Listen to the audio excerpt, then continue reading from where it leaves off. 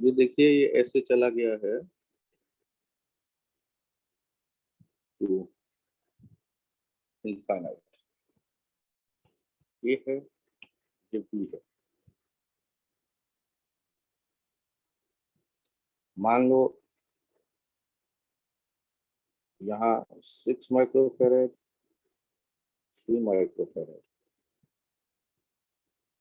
6 microfarad, 3 microfarad, 6 microfarad, 3 microfarad, 6 microfarad, 3 microfarad, 6 microfarad, 3 microfarad. तो यदि इस तरह से दिया जाए और फिर कहा जाए कि ए और बी के बीच इफेक्टिव कितना होगा कैपेसिटेंस, तो इसको सॉल्व कैसे करते हैं? इसको सॉल्व करने का एक तरीका होता है, लैडर तो है ये, इस लैडर का एक टुकड़ा आप अलग कर देते हो।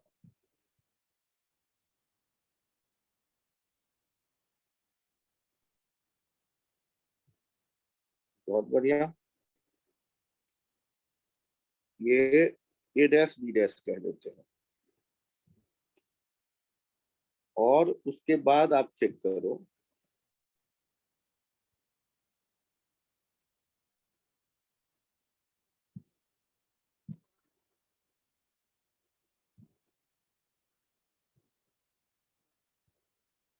और इधर देखो, ये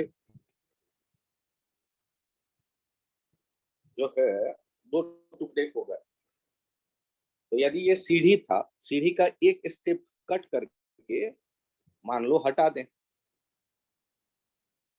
अब ध्यान से देखना कि ये जो यहां से यहां तक दिख रहा है और ए डैश बी डैश से जो यहां तक दिख रहा है, तो हम यदि ये कहते हैं कि let C A B equals to X microfarad, then due to symmetry C A dash B dash equals to x microfarad also। ये A dash B dash right side वाला जो टुकड़ा देख रहे हैं, इसमें भी उतना ही स्टेप दिख रहा है मुझे जितना ए बी में। तो आप कहोगे सर एक तो कट कर दिया, भाई एक हटाने के बावजूद भी वहां जो आप नंबर ऑफ स्टेप्स देखेंगे तो इनफाइनाइट में से एक कम भी हो जाएगा, तो हमें पता थोड़ी ना चलेगा। तो हमने देखा कि ए बी के बीच जितना इफेक्ट कैपेसिटेंस होगा उतना ही ए डैश बी डैश के बीच भी होना चाहिए। अब सोचो, जैसे मैं कट करके अलग कर रहा हूं,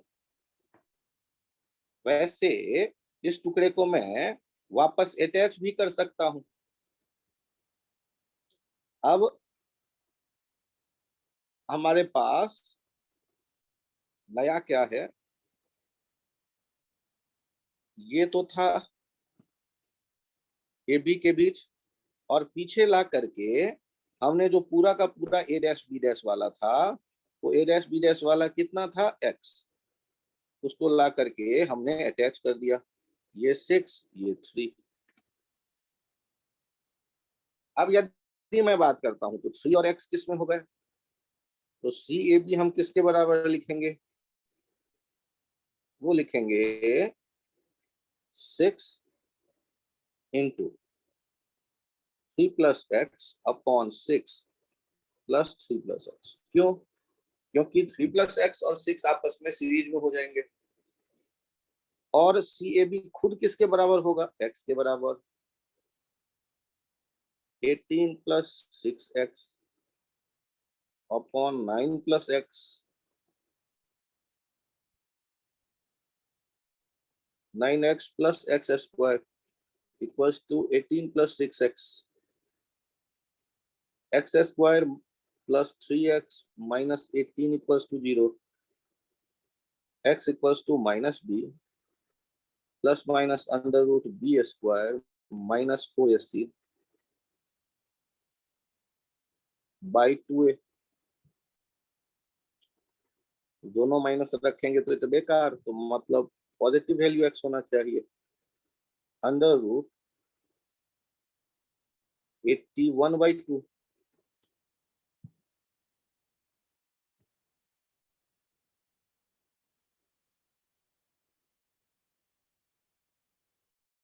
ये कितना हो गया?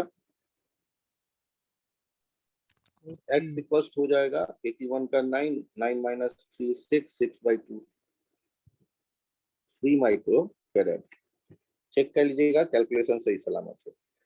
सी ए बी कैसे लिखा गया तो गौर करिएगा ना कि यहाँ जो है ये दोनों आपस में किस में हो जाएंगे? पैरेलल में। और वो इसके साथ किस में हो जाएगा? सीरीज में। तो सीरीज में क्या लिखते थे? C1 C2 upon C1 plus C2 6 into 6 plus 3 upon 6 plus 6 into 3 plus x upon 6 plus 3 plus x. फिर सॉल्व करते हैं और सीएबी के बदले एक्स क्यों रख दिया? क्योंकि सीएबी को एक्स माना था।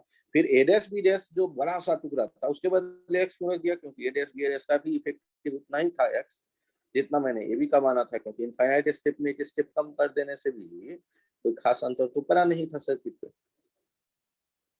ये जो कट करके ऐड करना है ये टेक्निक आप यूज करते हैं जब इनफाइनाइट सीरीज दिया जाता है। एक स्टेप कट कर लेते हैं और वापस फिर एक स्टेप कट करने के बाद सिमेट्री का यूज करते हैं। ए बी के बीच जितना कैपेसिटेंस होता है उतना ही ए डैश बी डैश के बीच मान लेते हैं। तो ए डैश बी डैश के बदले वही एक्स ला करके बगल वाले एक स्टेप जो हमने हटाया था उसके साथ अटैच करके पुराना वाला सर्किट निकाल लेते हैं। फिर और फिर इफेक्टिव एक्स के इक्वेट कर देते हैं नया इफेक्टिव लिखकर सॉल्व करते हैं एक्स आ जाता है।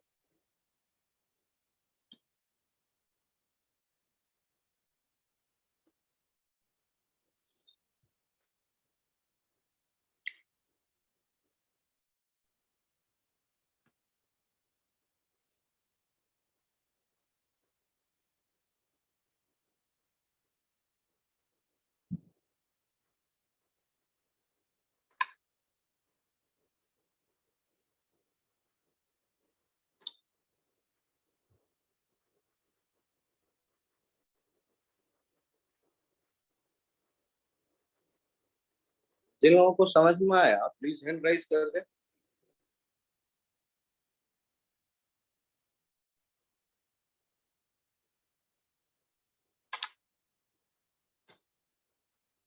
बहुत बढ़िया।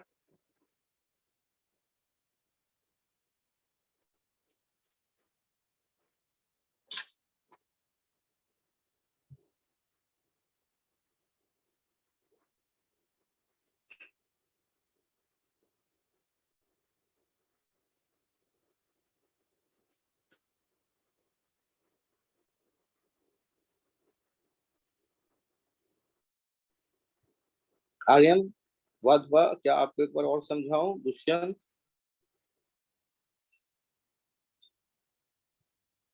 ओके।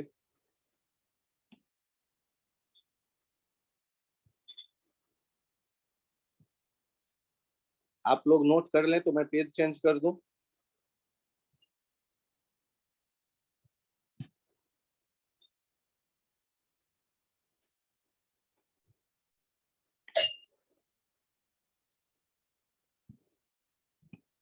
यहाँ देखिए एक बार और एग्जांपल एक ले लेता हूं।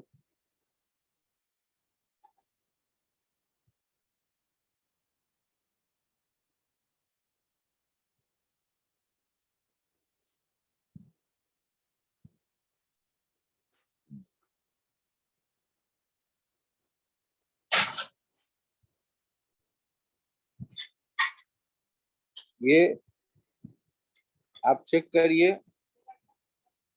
इनफाइनाइट की तरफ जा रहा है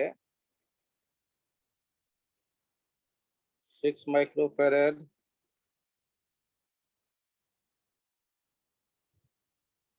1 microfarad, 3 microfarad, 6 microfarad, 1 microfarad, 3 microfarad, 6 microfarad, 1 microfarad, 3 microfarad, और ये इनफाइनाइट तक गया हुआ है। और आपसे कहा जा रहा है ए और बी के बीच इफेक्टिव कैपेसिटेंस कितना होगा पता करो।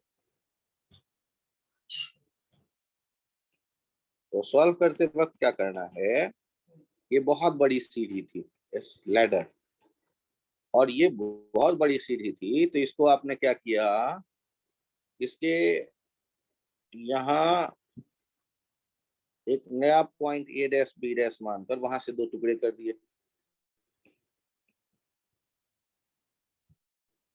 613, और फिर ये आगे वाला सेटअप देखते हैं।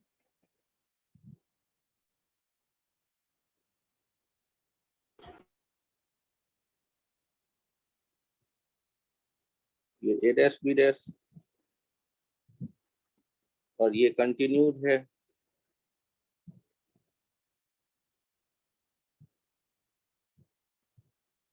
और ये जा कहाँ रहा है, तो इनफाइनाइट। 666, 333, 111। सर हाँ बताइए। सर ऐसा हो सकता है कि लास्ट में क्वाड्रेटिक के रूट्स ही नहीं आए? ऐसा हो सकता है कि किसी सर्किट का इफेक्टिव रेजिस्टेंस निकले ही नहीं। No sir. तो इस तरह ऐसा जब भी कोई सर्किट आएगा जिसमें ये सिमेट्री दिखेगी, कोई न कोई वैल्यू जरूर मिलेगा आपको। ठीक ओके है, सर। तो घबराइएगा नहीं। Let let CAB X, then by symmetry CA dash B dash equals to X। अब आप क्या करते हैं, इन 2 टुकड़ों को ऐड करते हैं वापस। ऐड करते वक्त अकलमंदी क्या दिखाते हैं कि जो दूसरा टुकड़ा ऐड करने के लिए लाते हैं ए डैश बी डैश वाला, वो एक सिंपल सा एक्स लाते हैं, और ये 631, और ये ए बी। इसका यदि एक और डायग्राम बनाए तो ये ऐसे दिखेगा, 1 + x, ये ए ये बी, ये 6 3। इसका और भी एक डायग्राम बनाए तो ये हो जाएगा 6 × 3/6 + 3 दैट इज 2। बहुत बढ़िया। 1 + x, अरे सर ये 2 कैसे हो गया। और इनका भी और इफेक्टिव देखना चाहें तो सी ए बी क्या लिख देंगे, 2 × 1 + x upon 2 + 1 + x। C B equal है x, 2 + 2x upon 3 + x, 3x plus x squared equals to 2 + 2x, x squared plus x minus 2 equals to 0, x equals to -1 plus minus under root b squared 4ac by 2a। Thank you. कितना आ गया, 3 plus वाला ले लेंगे क्योंकि positive value मुझे चाहिए, ये हो जाएगा 1 माइक्रोफैराड। बहुत बढ़िया आंसर।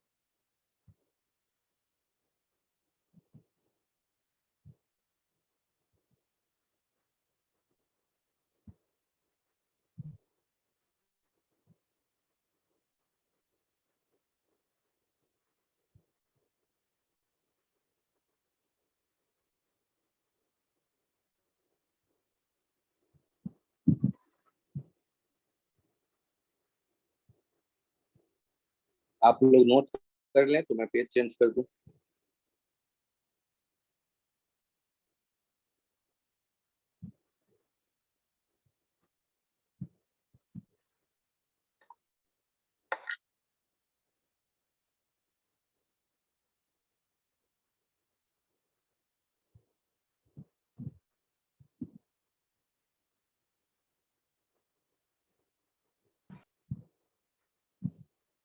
सर हाँ बताइए। सर वो वाला स्टेप कैसे लिखा सर, ये 6 इंटू 3/6 प्लस 3 वाला? When C1 and C2 are in series, then 1 by C equals to 1 by C1 plus 1 by C2, or C equals to C1 C2 upon C1 plus C2। तो 2 और 1 plus x किस में है, series में या parallel में?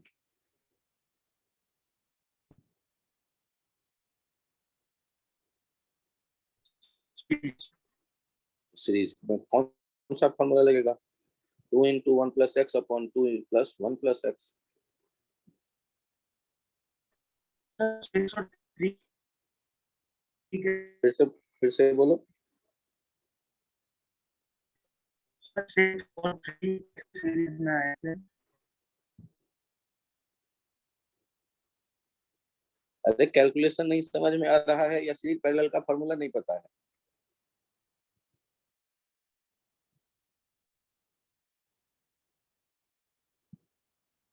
Six और 3 आपस में किस में है?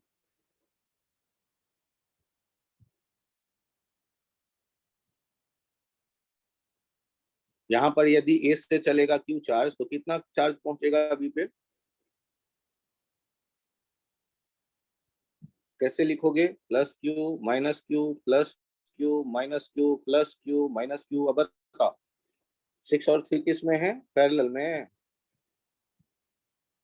या एक ही चार्ज कबड्डी खेल रहा है इन पे?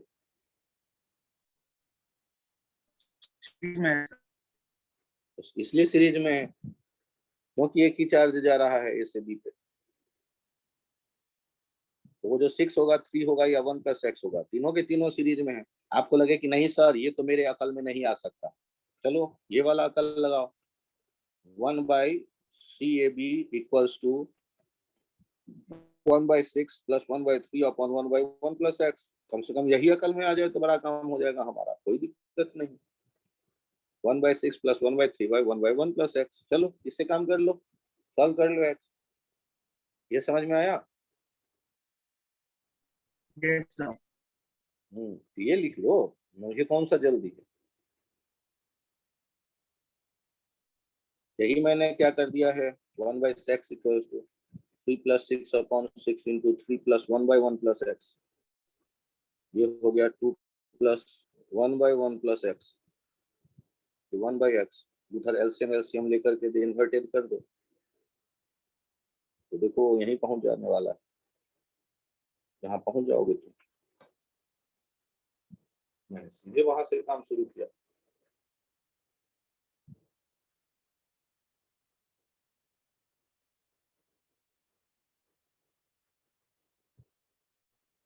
Okay. Yes sir.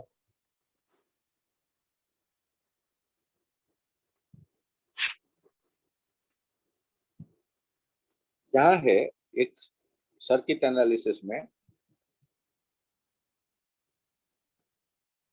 Complex circuit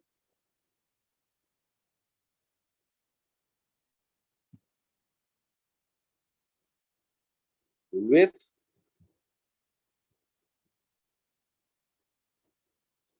some symmetry. Complex circuit with some symmetry, बहुत बढ़िया। Complex circuit with some symmetry को ऐसे देखिए, क्या ये आपको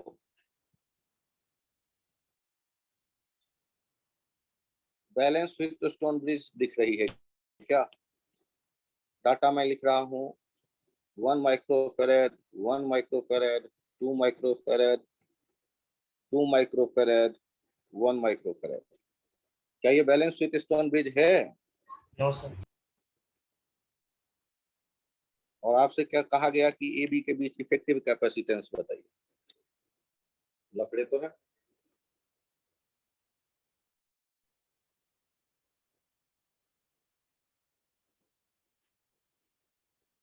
सॉल्व कैसे करेंगे? तो सॉल्व करते वक्त ऐसा सोचते हैं, इस सर्किट में यहां से क्यू आया होगा और वो दो रास्तों पे बटा होगा, Q1 और Q2। इस पे आया होगा प्लस Q1, यहाँ माइनस Q1, इस पे प्लस Q2, यहाँ माइनस Q2। उसी तरह यहां से निकल के गया होगा Q। लेकिन ध्यान दीजिएगा, इसमें 2 वाला ऊपर है, ऊपर से निकल करके आया होगा प्लस Q2 और नीचे से निकल करके आया होगा प्लस Q1, सिमेट्री से। ऊपर वाले पे यहाँ होगा माइनस Q2, यहाँ माइनस Q1, यहाँ प्लस Q2, यहाँ प्लस Q1। सर ऐसे कैसे आपने कर लिया? अरे ए से इंटर करते वक्त जैसी कहानी, ऊपर में है 1 माइक्रोफेराड, नीचे 2, बी पर वापस आते वक्त ऊपर में है 2, नीचे है 1, तो चार्ज भी वैसे ही कुछ अपने रास्ते को चुनेंगे। और एक जंक्शन है जिसको मैंने ब्लैक पॉइंट किया, वहां से जितने प्लेट जुड़े हैं, तो 3 प्लेट, उस पर टोटल चार्ज कितना होना चाहिए? 0। तो पहले से एक पे माइनस Q1 है और एक पे प्लस Q2 है, तो तीसरे वाले पे मैं लिख रहा हूं, देखना, प्लस Q1 माइनस Q2, जिससे कि ये तीनों मिलेंगे तो 0 हो जाएगा। बहुत बढ़िया। सो आप जब ये लिख चुके हैं, तो ऐसा लिखने के बाद आप क्या चाहते हैं? तो सी ए बी देखना चाहते हैं। सी क्या होता है? C equals to Q by V, Q A B by V A B. Q A B में मतलब क्यू चार्ज, जो कि हुआ Q1 प्लस Q2, जो आया है ए से। और वी ए बी किसी भी रास्ते से चलिए, ए से बी तक जाइए, मैं ऊपर वाले दोनों कैपेसिटर से होके जाता हूं ए से बी तक, Q1 by 1 plus Q2 by 2, ये हो गया। अब यदि मैं Q1 Q2 का कोई रिलेशन निकाल लूं, उनमें कोई रेशियो हो, तो ये कट पिट के न्यूमेरिक वैल्यू में कन्वर्ट हो जाएगा। पहला वाला जो हमें दिख रहा है लूप, उस लूप में, इस लूप में सर्कुलर एक रास्ता चुनकर लूप रूल अप्लाई कर देते हैं। तो by loop rule in left loop, तो ध्यान से देखिए, उंगली से ऊपर वाले रास्ते से चल रहे हैं तो Q1 बाई 1, पहले प्लस Q1 मिला, फिर बीच वाले रास्ते पे आए Q1 माइनस Q2 बाई 1, और उसके बाद माइनस Q2 बाई 2, और इक्वल्स टू वापस पहुंच गए जहां से चलना शुरू किया था, 0। चक्कर लगा के सर्कुलर पाथ। यहां से यदि मैं देखूं, एलसीएम ले लिया 2Q1 plus 2Q1 minus 2Q2 minus Q2 equals to 0। यहां से आ जाएगा 4Q1 minus 3Q2 equals to 0। Q1 equals to 3Q2 by 4. Now CAB equals to Q by V equals to Q1 plus Q2 by Q1 by 1 plus Q2 by 2 equals to Q1 के बदले 3Q2 by 4 plus Q2 upon 3Q2 by 4 plus Q2 by 2। ये Q2 Q2 Q2 Q2 हर एक जगह से हटा दिया। ऊपर LCM ले लिया 7/4 और नीचे एलसीएम ले लिया 5/4, तो ये आ गया 7/5 माइक्रोफेरेड। ये है complex circuit with some symmetry.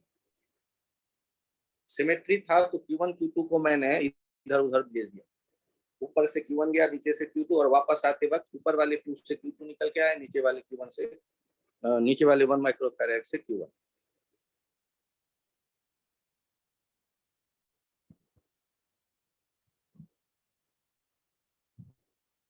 Tough तो है थोड़ा सा, लेकिन फिर भी यदि लग रहा है कुछ बच्चों को कि समझ में आया तो प्लीज हैंड राइज करें।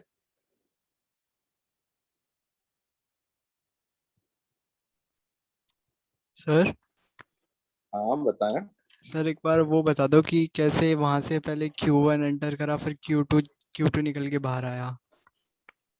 जिनको ये रास्ता नहीं समझ में आएगा सिमेट्री वर्ड, उनके लिए दूसरा ऑप्शन है कि बिना सिमेट्री के सॉल्व करें, एक इक्वेशन एक्स्ट्रा यूज करें। ये उनके लिए रास्ता है जिनको सिमेट्री वर्ड समझ में आया। सर्किट में क्या कोई भी सिमेट्री है या नहीं? अच्छा, बैलेंस विद स्टोन ब्रिज है या नहीं? 5 कैपेसिटर है। No sir. तो उसके बाद हम कुछ और सोचें। तो लेफ्ट साइड में ऊपर कौन है? 1, नीचे कौन? 2, और राइट साइड में कौन है? ऊपर 2, नीचे 1। यहाँ क्या सिमेट्री है? जो चार्ज ऊपर से आया वो नीचे से निकल करके बी तक गया, और जो नीचे से आया है वो ऊपर से निकल के बी तक गया। ऐसा कुछ सिमेट्री यहाँ हम यदि देख सकते हैं तो ओके, और नहीं देख सकते हैं तो घबराना नहीं है। ओके सर, आ गया। बहुत बढ़िया, आप लोग नोट कर लीजिए, मैं फिर पेज चेंज करता हूँ। और ये सारे प्रोसेस जिनको अभी लगे बहुत टफ है, तो देखिएगा 60 क्वेश्चन में केवल एक क्वेश्चन ऐसा पूरे एचसी वर्मा में दिया गया है। और कॉम्पिटिटिव एग्जाम में ये भी कहते हैं कि ज्यादा टाइम लगने के कारण ऐसे ज्यादा नहीं पूछे जाते क्वेश्चन। इसमें सिमेट्री के कारण थोड़ा ये कम टाइम ले रहा, बाकी क्वेश्चन से ज्यादा तो ऑलरेडी दे चुका।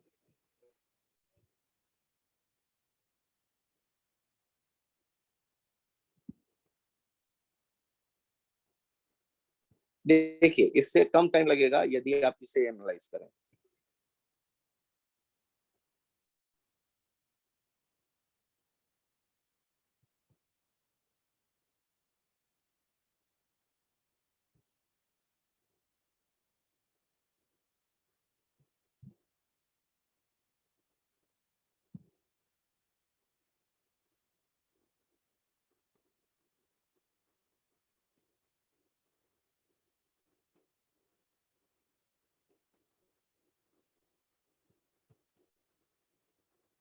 एक क्यूब है और उस क्यूब में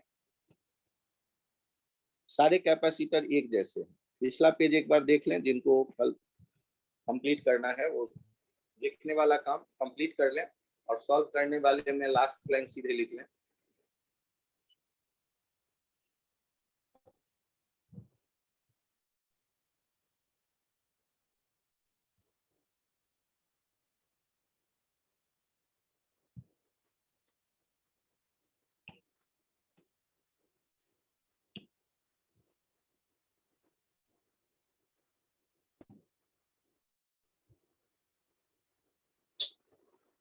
अब मुझे बताइए, यदि सारे सी हो कैपेसिटर तो क्या यहाँ भी कुछ सिमेट्री है?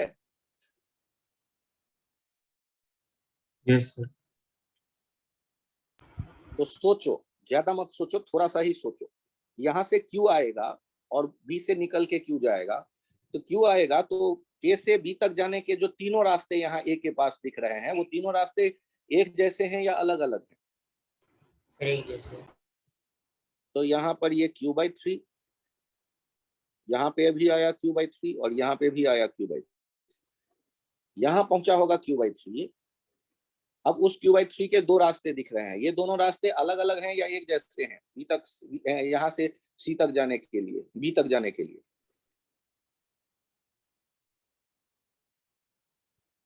एक जैसे, क्योंकि यहाँ से भी 2 स्टेप में पहुंचेंगे और नीचे वाले से भी 2 स्टेप में। Q/6, Q/6। अब गौर करो, ये पहुंचना है आपको जब, तो बी की तरफ से आइए, तो ऊपर वाले सी से कितना आया होगा, -q/3 -q/3, ये -q/3, तो मतलब सामने होगा +q/3 +q/3 +q/3। अब ये सभी जगह मैं नहीं करता, ये सिमेट्री हर एक जगह आप वैसे प्रोवाइड कर सकते हैं, देख सकते हैं जाके। अभी फिलहाल ये देखिए, यदि हमें CAB पता करना है सॉल्व करते वक्त, तो CAB क्वेश्चन में हमसे क्या पूछा गया था कि A और B के बीच इफेक्टिव कैपेसिटेंस बता दो। CAB क्या हो जाएगा, QAB/VAB। QAB तो Q है, VAB नीचे वाले रास्ते से चलिए, बहुत बढ़िया से नीचे वाले रास्ते से चलिए, ये ऐसे ऐसे ऐसे बी तक पहुंचिए। तो पहला वाला लिख रहा हूं Q/3/C, दूसरा लिख रहा हूं Q/6/C, और तीसरा लिख रहा हूं Q/3/C, और पहुंच गए। यहां से देखिए 1/1/3C + 1/6C + 1/3C, ये कितना हो गया, ये 6C/5। तो CAB का वैल्यू पता चल गया हमें। यदि कोई इस तरह का क्वेश्चन जो देख के कैपेसिटर का झुंड हम घबरा जाएं, तो देखो तो ये तो 1 ही मिनट में बन गया सिमेट्री के कारण। यदि सिमेट्री नहीं रहता तो हमारे लिए ये काम बड़ा मुश्किल था, और यदि सिमेट्री है तो ये काम बन गया अपना। तीनों रास्ते एक जैसे, तो तीनों पे गया Q/3 और हर एक Q/3 जो एक आर्म कंटिन्यू आगे बढ़ के देखते हैं, वहां से 2 रास्तों में बटा, तो Q/6 अगले वाले पे फिर वो Q/3 और B पे पहुंच गया।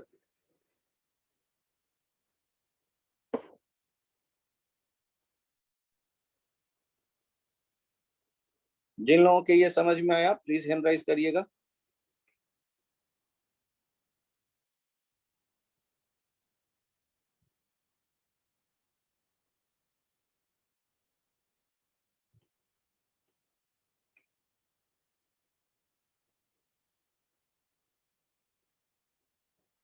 बहुत बढ़िया, आप नोट कर लें फिर आगे बढ़ें।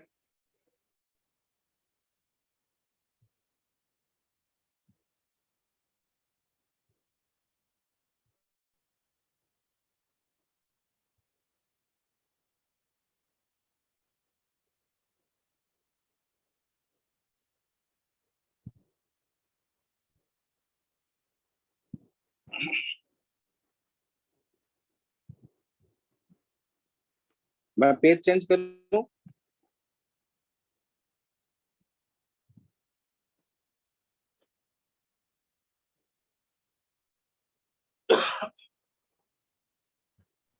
Yes sir.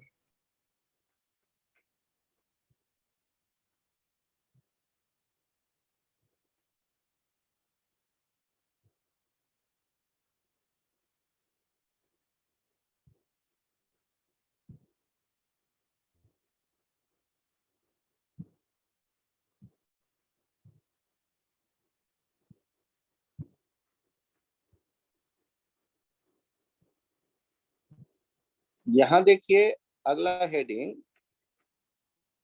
Complex circuit without symmetry. तो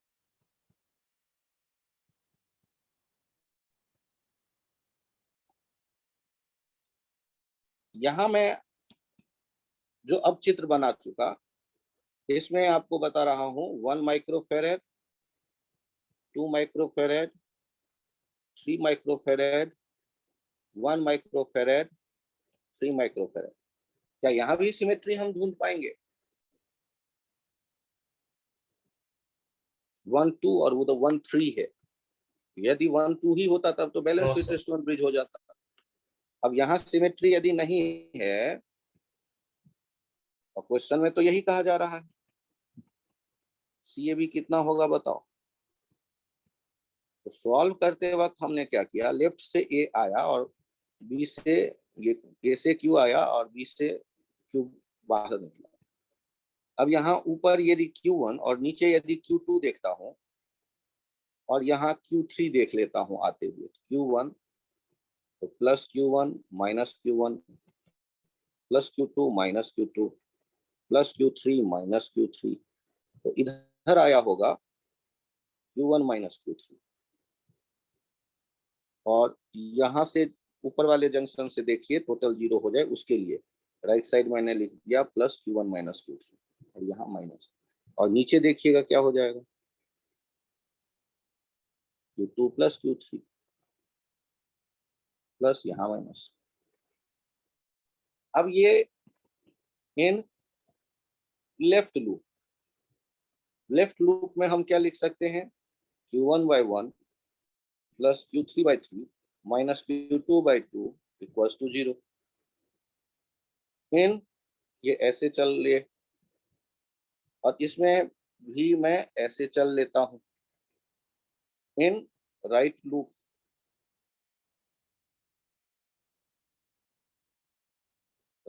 में Q1 minus Q3/1 minus Q2 plus Q3/3 minus Q3/3 equals to 0। और जब ये काम हो जाए तो Q1 Q2 Q3 में 3 इक्वेशन नहीं है मेरे पास, Q1 Q2 Q3 में 2 इक्वेशन है, तो Q1 Q2 Q3 का इससे रेशियो आ जाएगा, और रेशियो आ जाएगा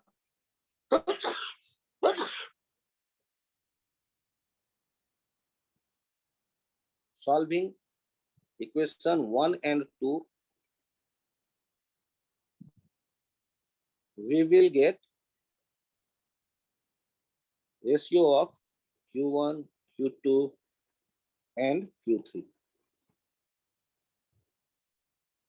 use it to get क्या CAB equals to QAB by VAB। QAB कितना हो जाएगा Q, और VAB ऊपर वाले रास्ते से मैं जाता हूँ, कोई भी रास्ता ले सकते हैं आप, प्लस Q1 माइनस Q3/1। तो ये हमारे पास आ गया। सॉल्व करेंगे Q1 को Q2 के फॉर्म में, Q3 को Q2 के फॉर्म में रख देंगे, Q2 कट जाएगा, तो नंबर में रिजल्ट आ जाएगा। रास्ता नोट करके मैंने छोड़ दिया, घर पे आप सॉल्व कर लीजिए। यदि सिमेट्री नहीं फॉलो करेंगे तो जंक्शन रूल से दो रिलेशन आ गया, 3 अननोन में Q1 Q2 Q3 में, और जब 3 अननोन आ गए तो उसके बाद CAB बराबर QAB बाई VAB अप्लाई कर देंगे।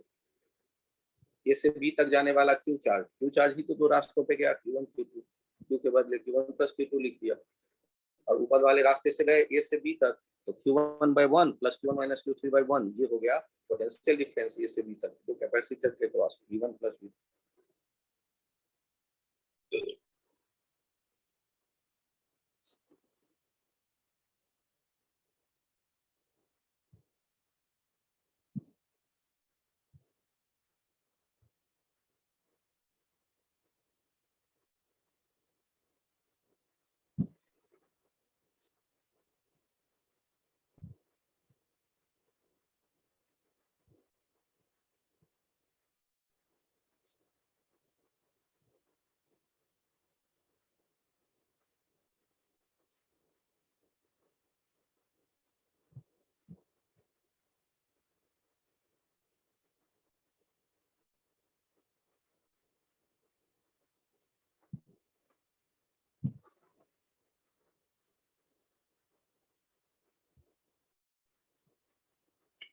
जिन लोगों को ये थोड़ा समझ में आ गया हैंड राइज कर दें प्लीज।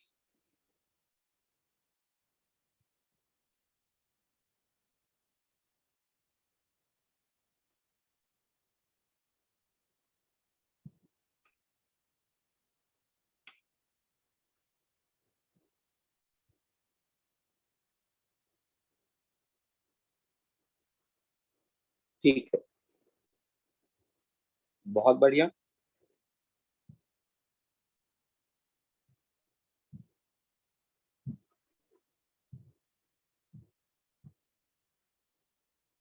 इसके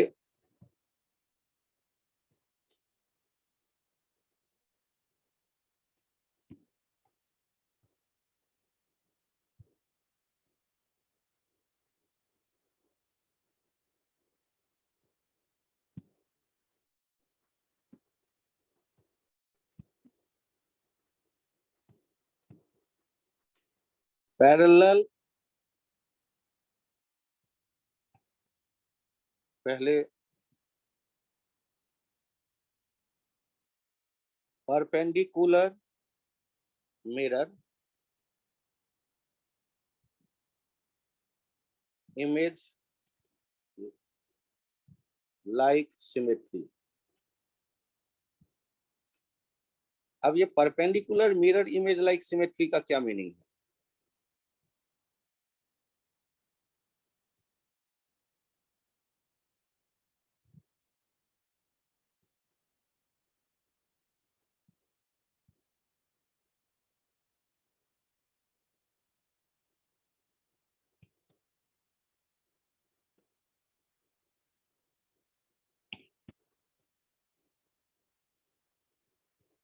बारह microfarad, 12 microfarad, 6 microfarad, 6 microfarad, 9 microfarad.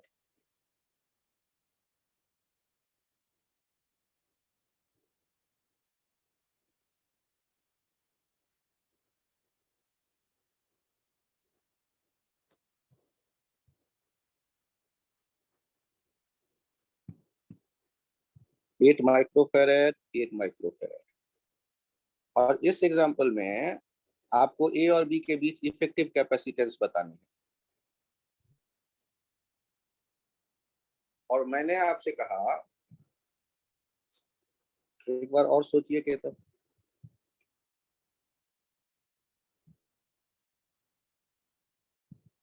बहुत बढ़िया। सो मैंने आपसे कहा कि यहाँ पर क्या कोई सिमेट्री है? सिमेट्री तो है। अब ठीक है, ये देखिए, क्या यहाँ मिरर हम सोच सकते हैं कि एक मिरर है यहाँ? इमेजिन करिए तो।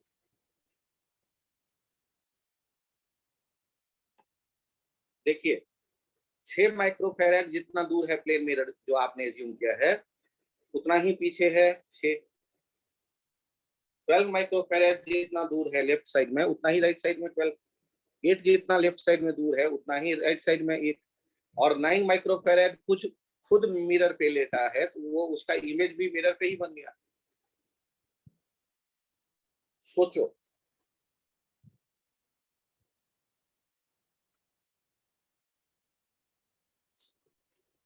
ये 6 और ये 6, ये 12 और ये 12 एक जैसे डिस्टेंस पे है। ये 8, ये 8 और 9 खुद लेटा हुआ है मिरर पे ही, तो वहीं उसका इमेज बन गया। तो यहाँ मिरर इमेज लाइक सिमेट्री है।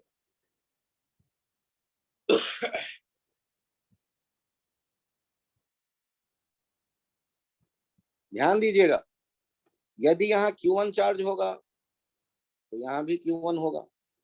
इस पे Q2 चार्ज होगा तो इस पे भी Q2 चार्ज होगा। इस पे Q3 चार्ज होगा तो इस पे भी Q3 चार्ज होगा। इस पे Q4 चार्ज होगा तो ये तो खुद ही मिरर पे लेटा है, Q4 ही होगा उसके दूसरे। यदि कैपेसिटेंस मिरर के इमेज जैसा है, तो चार्ज भी मिरर के इमेज वाले प्रॉपर्टी को फॉलो करेगा। ये इस जगह एक कंसेप्ट है जो हमेशा आप यूज कर सकते हैं। सर, यदि 12 के बदले एक कैपेसिटर 13 वाला मैं डाल देता तो 12 और 13 अलग हो जाते, मिरर इमेज को फॉलो नहीं करते, तो फिर ये जो कंसेप्ट है चार्ज एक जैसा होगा, वो भी हम नहीं अप्लाई कर पाते। तो ये कॉम्प्लेक्स सर्किट हो जाता, आधे एक घंटे में कभी आंसर आएगा, तो ऐसा हो जाता। इसका मतलब नहीं पूछता एग्जामिनर, क्योंकि एग्जामिनर को पेपर बनाने का पैसा तभी मिलता है जब क्वेश्चन के साथ वो सॉल्यूशन भी बना के देता है, और इंसान स्वभाव से आलसी होता है। ऐसे गंदे क्वेश्चन क्यों बनाएगा जो खुद उससे 30 मिनट में सॉल्व हो, और बच्चे से वो कहेगा कि 1 मिनट में या 2 मिनट में बताओ। तो ऐसा थोड़ी ना होता है, अत्याचार ऐसा थोड़ी ना कोई कर सकता है।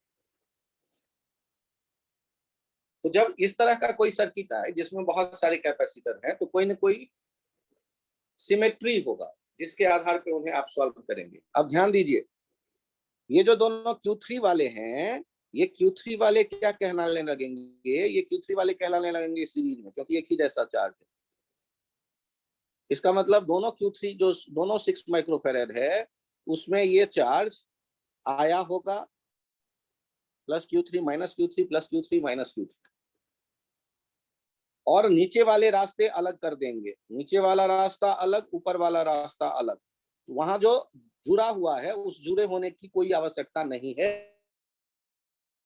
जुड़े होने का कोई मतलब नहीं है, क्योंकि नीचे वाले आर्म में देखो Q1 plus Q1 minus Q1 plus Q1 minus Q1 है, और ऊपर में जो मोड़ के हमने अलग कर दिया उसमें दोनों पे Q3 है।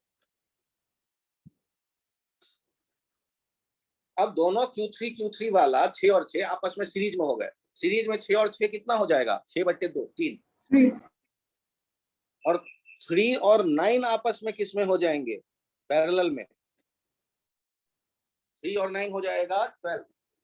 मास्क लगा दीजिए आप सभी। 3 और 9 हो जाएगा 12। 12 आपस में होंगे सीरीज, वो हो जाएगा 12/3, दैट इज 4। 8 और 8 है सीरीज में, दैट इज 8/2 4। 4 और 4 पैरेलल में हो जाएंगे, तो CAB का वैल्यू आ जाएगा 4 और 4 8। अब जिनको ये बात समझ में आ जाएगी उनका काम बिना कुछ किए आंसर हाथ लग जाएगा।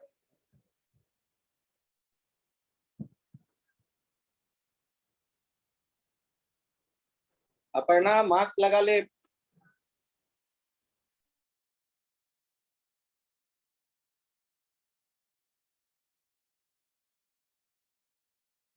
जिनके समझ में आया हो वो हैंड राइज करें प्लीज।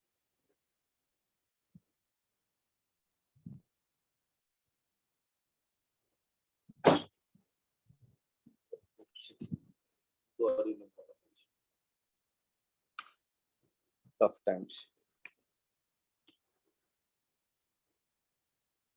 बहुत बढ़िया, बहुत से बच्चों के समझ में आ गए, ये तो खुशी की बात है। इसे कहते हैं perpendicular mirror image like symmetry.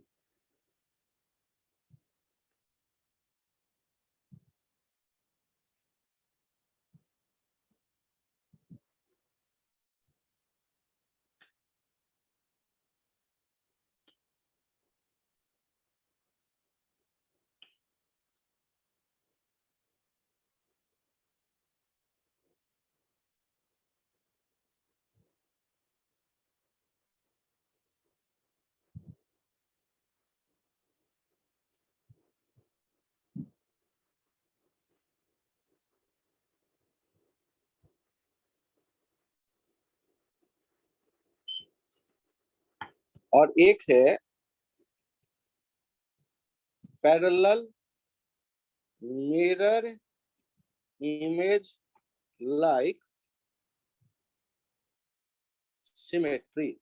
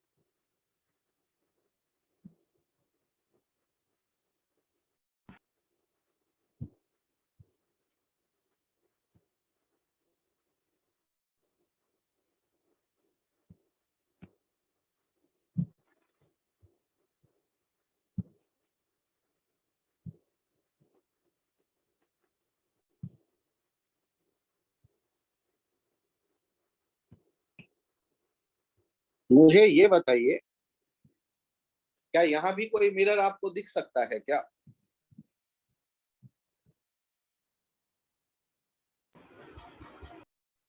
Yes क्या मैं ऐसे मिरर लूं? सर ये भी क्या ना?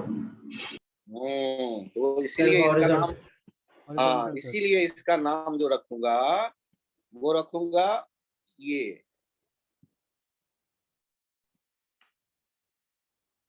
ए बी वाले लाइन के एलोंग लेकर के चलता हूं, ये मिरर। अब इस कहानी में क्या ट्विस्ट है,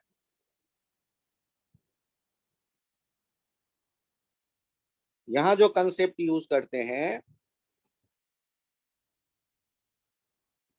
equi distant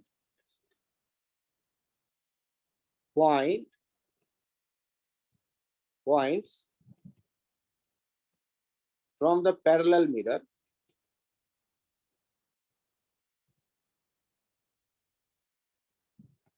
must be at same potential so that we can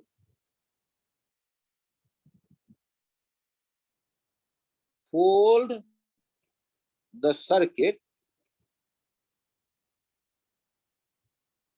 about the mirror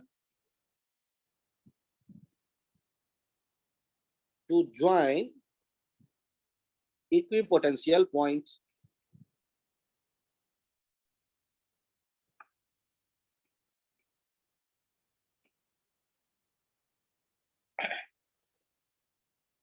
Equidistant points from the parallel mirror must be at same potential so that we can fold the circuit about the mirror to join these equipotential points.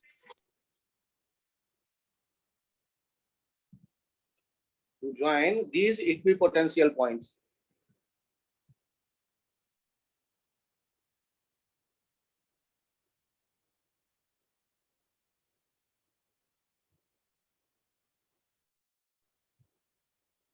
यहां मैं point आपको बता रहा हूं, जैसे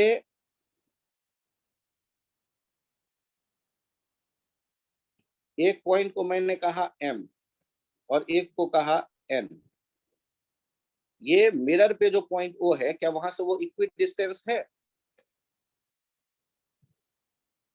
इस concept को यदि आप फॉलो करते हैं, इस कंसेप्ट को फॉलो करेंगे तो Vm किसके बराबर आ जाएगा? Vn के बराबर आ जाएगा।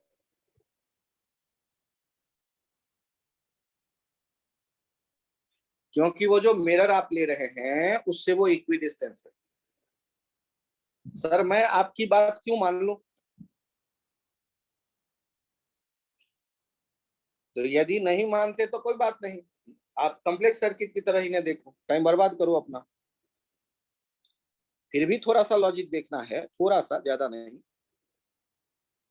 यहां से क्यू चार्ज आया होगा तो ड्यू टू ऊपर और नीचे वाले सिमेट्री, ऊपर यदि Q/2 गया होगा तो नीचे भी Q/2 जाएगा। क्यों? क्योंकि ऊपर और नीचे वाले रास्ते भी तक जाने के एक जैसे हैं। अरे सर कुछ तो ये सामने भी गया होगा, सही कह रहे हो, तो मुझे ये नहीं लिखना चाहिए, मुझे ये लिखना चाहिए कि ऊपर वाले दोनों रास्ते एक जैसे हैं, तो यहाँ Q1 आया होगा तो सामने Q2 गया होगा। तो जो पोटेंशियल डिफरेंस यहाँ आने वाला है Q1/2, वही पोटेंशियल डिफरेंस नीचे भी आएगा, यहां से यहाँ Q1/2।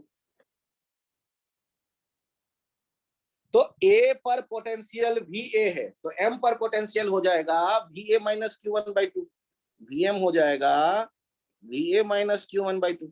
उसी तरह VN हो जाएगा VA माइनस Q1/2। तो ये दोनों एक जैसे हो जाएंगे M और N। अब इसमें इतना अकल लगाने की आवश्यकता नहीं है, एक बार यदि कोशिश करें थोड़ा अकल लगा भी लें।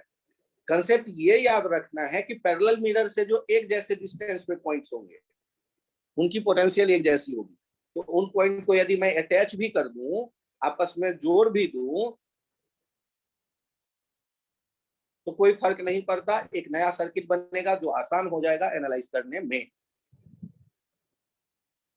सर आप कैसे कह सकते हो आसान हो जाएगा? अरे एग्जामिनर जब क्वेश्चन बनाता है और ऐसा सिमेट्री देता है तो आपको पता होना चाहिए कि एग्जामिनर भी आलसी है, वो तुरंत सॉल्व करने की सोचता है। आप भी तुरंत सॉल्व कर लो। अभी सॉल्व नहीं हुआ है, अभी केवल एक कंसेप्ट बताया है कि इक्वी डिस्टेंस पॉइंट जो भी होंगे इस पैरेलल मिरर से, एक जैसे डिस्टेंस पे जो पॉइंट्स होंगे वो एक जैसे पोटेंशियल पर ही मिलेगा यदि ये पैरेलल मिरर वाले सिमेट्री को फॉलो कर रहा है। सर 4 और 12 वाला तो वो मिरर पे लेटा हुआ है, मिरर पे ही मौजूद है, तो 4 का इमेज खुद 4 होगा, 12 का इमेज खुद 12 होगा, 6 का इमेज 6, ऊपर 6 है नीचे भी 6, 16 का इमेज 16, 2 का इमेज 2 दिख रहा है।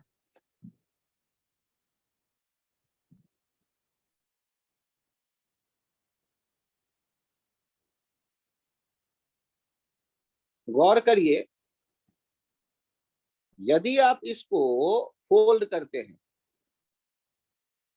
ऐसे, मतलब m वाले को n पे ले जाते हैं, तो मैं एक नया डायग्राम बना रहा हूं, शायद आपको पसंद आए, छोटा सा डायग्राम।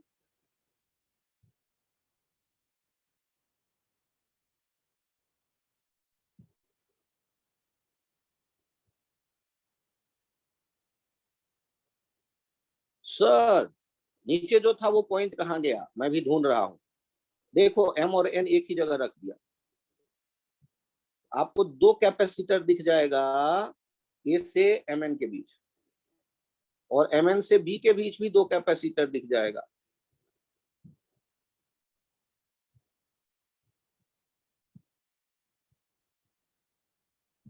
और ये m और o के बीच भी दो कैपेसिटर दिख जाएगा। तो mn वालों और a के बीच दो कैपेसिटर जो है 2 और 2 वो आपस में पैरेलल में है, तो 2 and 2 किस में बदल जाएगा, 4 में।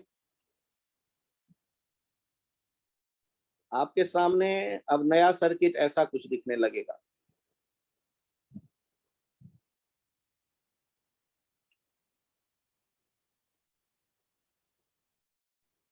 फोर 12, 2 और 2 4, 6 और 6 12, और ये 32। अब बताओ यहाँ क्या दिखने लगा, 5 कैपेसिटर, और 5 कैपेसिटर दिखते ही दिमाग में घंटी बजनी चाहिए, व्हीटस्टोन ब्रिज, बैलेंस्ड ब्रिज। ये 32 हटा दो, 12 और 4 मिल करके सीरीज में हो गए, 12 चौके 48 बट्टे 12 4 16, 3, और 12 4 नीचे भी 3, 3 और 3 हो जाएंगे CAB। आप देखिएगा 3 + 3 that is 6 microfarad. Effective capacitance हो गया CAB 3 + 3 6।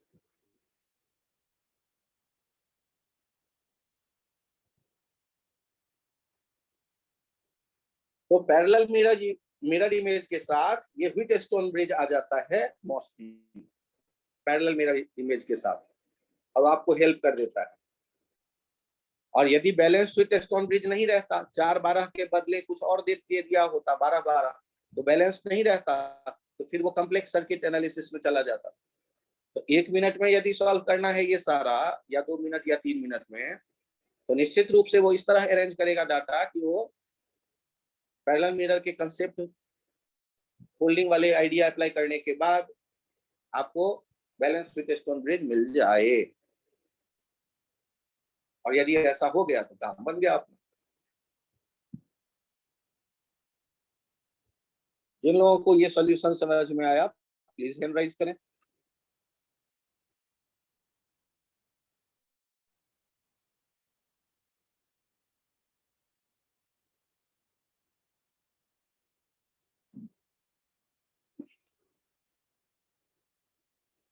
अरे वाह, बहुत बढ़िया।